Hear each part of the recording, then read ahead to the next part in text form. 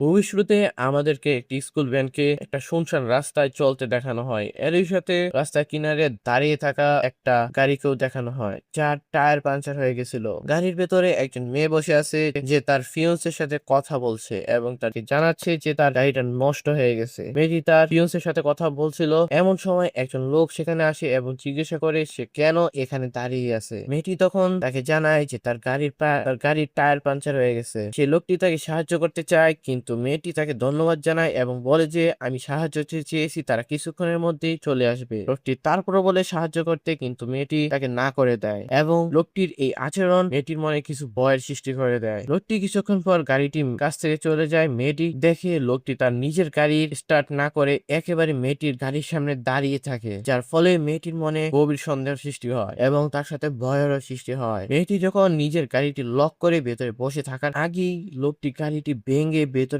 প্রবেশ করে এবং মেয়েটিকে বাহির করে নিয়ে জোর জবরদস্তি করে তার আস্তানায় নিয়ে যায়। মেয়েটি এই লোকটির কাছে তার নিজের এবং অনাগত সন্তানের জীবনের ভিক্ষা চায়, কিন্তু সে খুনি লোকটি মেয়েটির কোনো কথাই শোনে না এবং তাকে অত্যন্ত ভয়ানক কষ্ট দিয়ে নির্মমভাবে হত্যা করে। মেয়েটির শরীরে বিভিন্ন অংশ কেটে দেয় এবং আলাদা আলাদা করে বিভিন্ন জায়গায় ফালায় দেয়। কিছু অংশ ডাস্টবিনে ফালায় এবং কিছু অংশ একটা ব্রিজের নিচে জলাশয়ের দিকে ফালায় দিয়ে আসে। কিছুক্ষণ পরে পুলিশ এই মেয়েটির শরীরে বিভিন্ন অংশ পেতে থাকে জলাশয়ের ধারে থেকে। এখানে মেয়েটির বাবাকেও দেখানো হয়, যিনি এই পুলিশের একজন বড় কর্মকর্তা ডিটেকটিভ ছিলেন। সে নিজের পদে থাকা সত্ত্বেও তিনি তার মেয়েকে অত্যন্ত ভালোবাসতেন এবং এই ঘটনায় তিনি মানসিকভাবে পুরোপুরি ভেঙে যায়, কারণ তিনি একজন ডিটেকটিভ হওয়া সত্ত্বেও তার মেয়েকে বাঁচাতে পারেনি। এখানে আমাদের পরিচয় করানো হয় মেয়েটির ফিয়ন্সের সাথে, যে একটি স্পেশাল ইন্টেলিজেন্স এজেন্সিতে কাজ করত। তার নাম হলো কিম। সে তার ফিয়ন্সের লাশ দেখতে আসে এবং সে সম্পূর্ণভাবে নিস্তব্ধ হয়ে যায়।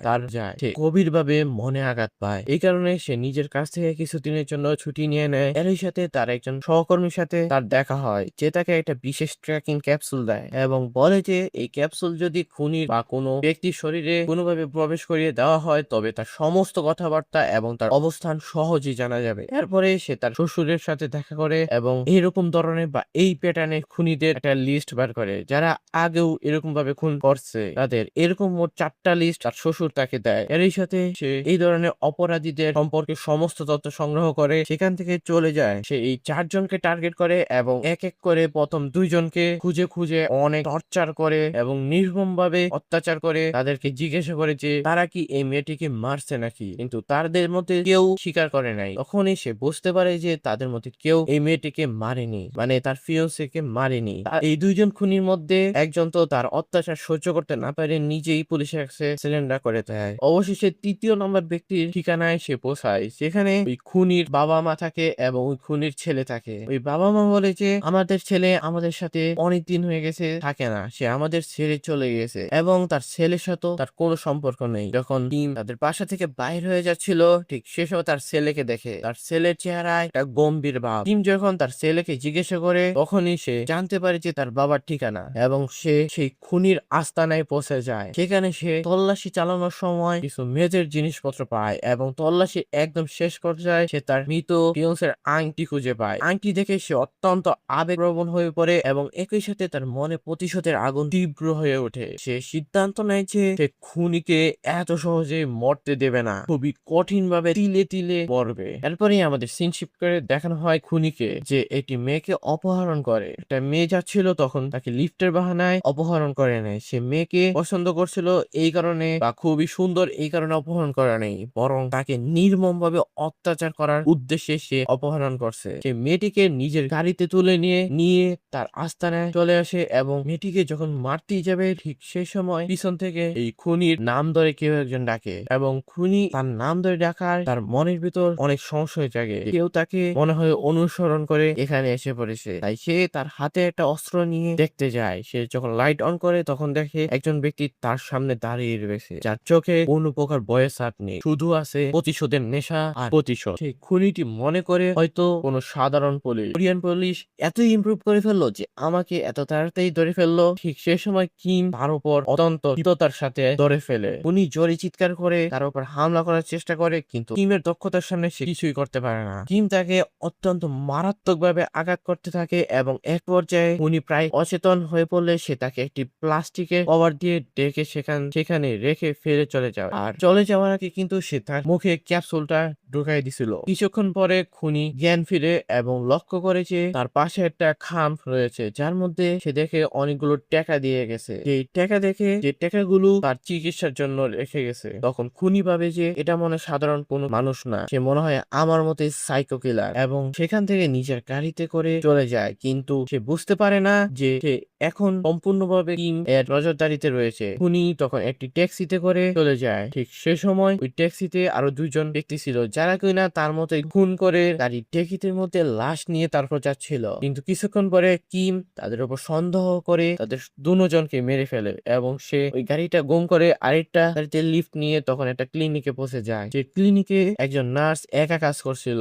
খুনি সেখানে গিয়ে সে নার্সের উপর দৃষ্টি দেয় এবং কিছুক্ষণ পরে নার্স যখন তার কাজ শেষ করে একটি রুমে যায়, তখন গিয়ে দেখে খুনিকে, যে কিনা তার উপর চড়াও হইতেছিল এবং তাকে জিম্মি করার চেষ্টা করতেছিল। নার্সটি তার কাছে প্রাণ ভিক্ষা চায়, কিন্তু খুনি অত্যন্ত নিষ্ঠুর ভাবে তার উপর অত্যাচার শুরু করে। ঠিক সেই মুহূর্তে কিম সেখানে এসে উপস্থিত হয়ে এবং খুনিকে অত্যন্ত নির্মম ভাবে মারধর করতে থাকে। সে খুনিকে প্রায় মৃত অবস্থায় ফেলে রেখে যায়। যাওয়ার আগে তার পায়ের কয়েকটা শিরা কেটে দেয় এবং নার্সকে বলে যে তার পায়াকে ব্যান্ডেজ করে দিতে, এবং সে যাওয়ার আগে বলে যে এই কষ্ট এখানেই শেষ হওয়ার নয়, বরং তার চেয়েও ভয়ঙ্কর কিছু তার জন্য অপেক্ষা করছে। এরপর আমরা খুনিকে দেখি যে অত্যন্ত জখম অবস্থায় একটি ট্যাক্সিতে করে পালাচ্ছে। সে গাড়িতে বসে ভাবতে থাকে যে এই ব্যক্তিটি কে এবং কিভাবে সে বারবার আমার অবস্থান জানতে পারছে। তার মনে হতে থাকে যে এই ব্যক্তিটি নিশ্চয়ই তার দ্বারা অতীতে কোন ব্যক্তির ঘনিষ্ঠ আত্মীয় হতে পারে, যে তার উপর প্রতিশোধ নিচ্ছে। সে ট্যাক্সি করে অন্য একটি নিরাপদ স্থানে তার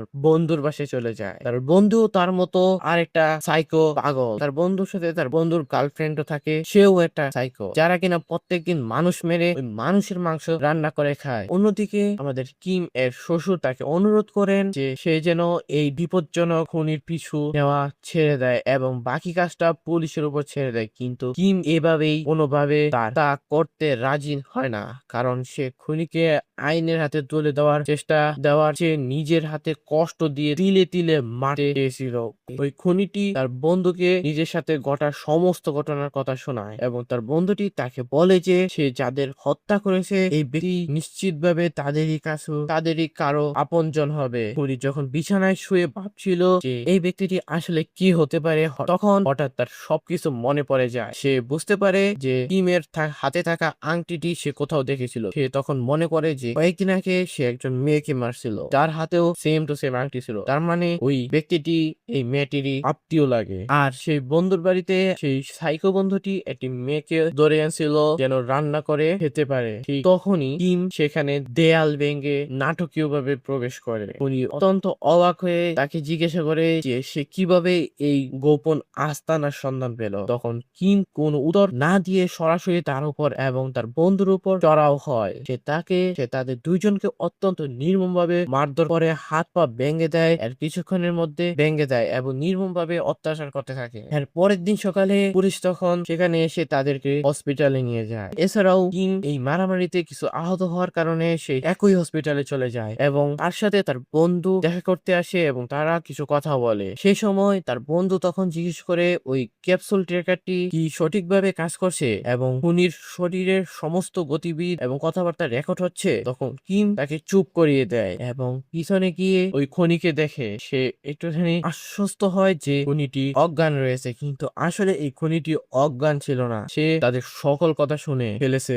আর কিম তখন সিদ্ধান্ত নেয় যে খুনিকে আর এভাবে ছেড়ে দেবে না। অন্যদিকে খুনি যখন বুঝতে পারে যে তার পেটের ভেতরে কোনো ট্র্যাকিং ডিভাইস রয়েছে, তখন সে কিমের উদ্দেশ্যে কথা বলতে শুরু করে। সে জানে কিম দূর থেকে তার কথা শুনছে। সে অত্যন্ত নিষ্ঠুর ভাবে হাসতে থাকে এবং বলে সে বুঝতে পেরেছে কিম কার জন্য এই প্রতিশোধ নিচ্ছে। সে আরো বলে যে কিম এর প্রিয় যখন মৃত্যুর কোলে ঢলে পড়ছিল, তখন সে তার অনাগত সন্তানের জীবনের জন্য কতটা করুণ ভাবে হাত হাত জোর করে তার কাছে ভিক্ষা চাচ্ছিল, যা হয়তো কিম নিজেও জানে না। এই কথা শুনে কিমের পায়ের তলায় মাটি সরে যায়। খুনি এরপর ট্রেকিং ডিভাইসটি শরীর থেকে বের করার জন্য একটি ঔষধের দোকানে যায় এবং সেখান থেকে ওষুধ কিনে খেয়ে নেয় যেন তার পেট খারাপ হয় এবং ওই ট্রেকিং ডিভাইসটি বাইর হয়ে যায়। এবং তাই হয়, সে ওই ট্রেকিং ক্যাপসুলটি শরীর থেকে বাইর করে নেয় এবং সেখানে যখন একটি ট্রাক ড্রাইভার আসে তখন তার মুখে জোর করে ওই ক্যাপসুলটি খাওয়ায় দেয়। ডিভাইসটি শরীর থেকে বের করার পর খুনি অত্যন্ত বিপজ্জনক হয়ে ওঠে। কিম তখন প্রতিশোধ নেওয়ার জন্য ওই খুনির বন্ধুর কাছে চলে যায়, যে কিনা হাসপাতালের মধ্যে ভর্তি ছিল, এবং তাকে জিজ্ঞাসা করে যে তার বন্ধু এখন কই গেছে। তখন তার সাইকো বন্ধু বলে যে তার মারার স্টাইল তুমি জানো না, সে এখন তোমার ফিয়ন্সের পরিবারকে শেষ করতে যাচ্ছে। এরপর যদি পুলিশ তাকে ধরেও ফেলে তাতে আর কিছু আসে যায় না। এই কথা শুনে কিম অনেক রেগে যায় এবং ওই খনির বন্ধুর চোয়াল 2 হাত দিয়ে ছিঁড়ে ফেলে। যখন কিম হাসপাতাল থেকে বের হওয়ার সময় তার সহকর্মীর কাছ থেকে একটি ফোন পায়, যে তাকে জানায় যে খুনির অত্যন্ত মারাত্মক কিছু একটা করতে যাচ্ছে এবং সে এখন পুলিশকেও পরোয়া করছে না। সহকর্মীটি যখন খুনিকে একটি নির্দিষ্ট লোকেশনের দিকে যেতে দেখে তখন সে কিম দ্রুত সেখানে পৌঁছাতে বলে, কারণ সে খুনিটি তার প্রেমিকের বাবার বাড়ির দিকে গেছে। খুনি সেখানে পৌঁছে কিমের শ্বশুরকে মারাত্মকভাবে জখম করে মেরে ফেলে এবং কিম এর ফিয়ন্সের ছোট বোন মানে তার শালিকাকেও নির্মমভাবে হত্যা করে। খুনি যখন বুঝতে পারে যে পুলিশ চারদিক থেকে তাকে ঘিরে ফেলেছে তখন সে নিজে নিজে পুলিশের হাতে তুলে দেওয়ার সিদ্ধান্ত নেয়, কারণ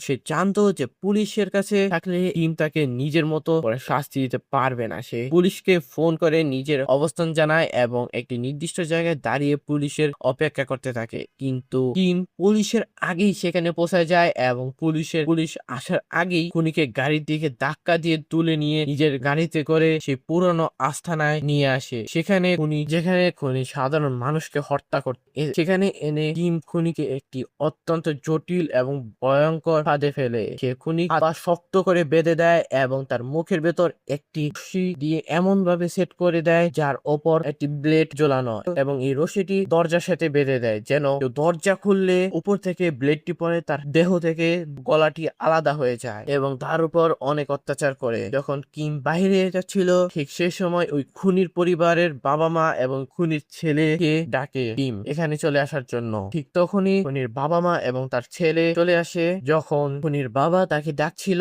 দরজা খোলার জন্য এবং দরজা খোলার চেষ্টা করতেছিল, ঠিক সে সময় খুনি অস্পষ্ট ভাষায় চিল্লাতে থাকে যেন দরজাটি ভুলেও না খোলে, দরজাটি খুললেই তার নির্মম মৃত্যু হবে। এদিকে খুনি নিজেই অনেক ভয়ঙ্কর ভাবে ভয় পেতে থাকে যে আমি সারা জীবন কারো কাছ থেকে ভয় পাই নাই, কোনোভাবে ভয় পাই নাই। এখন সে তার পরিবার আসার কারণে, তার নির্মম মৃত্যুর জন্য সে ভয় পাইতেছিল। ঠিক সে সময় তার পরিবারের লোকজন সে দরজাটি খুলে ভেতরে প্রবেশ করে। দরজা খোলার সাথে সাথেই সেই জুতো থাকা রশিটি খুনিটির দাঁত থেকে ছুটে যায় এবং ধারালো ব্লেডটি এসে তার গলার ভেতর পড়ে এবং তার শরীর থেকে তার গলাটা আলাদা হয়ে যায়। আর এইদিকে আমাদের কিম সেই সব কথাবার্তা এবং শব্দগুলো শুনতেছিল ট্রান্সমিটারের সাহায্যে, এবং যখন সে শুনতে পায় খুনিটি মারা গেছে ঠিক সে সময় কিম তার হেডফোন খুলে ফেলে এবং সে কান্না করতে থাকে, কারণ একজন পশুর থেকেও অদম সাইকো কিলারকে মারার জন্য সে নিজেও সাইকো হয়ে গেছে। তার নিজের সকল মনুষ্যত্ব সে হারিয়ে ফেলেছে একটা প্রতিশোধ নেওয়ার আশায়। এছাড়াও এই প্রতিশোধ নিয়ে কি সে তার ফিয়ন্সেকে ফিরে পেয়েছে? না।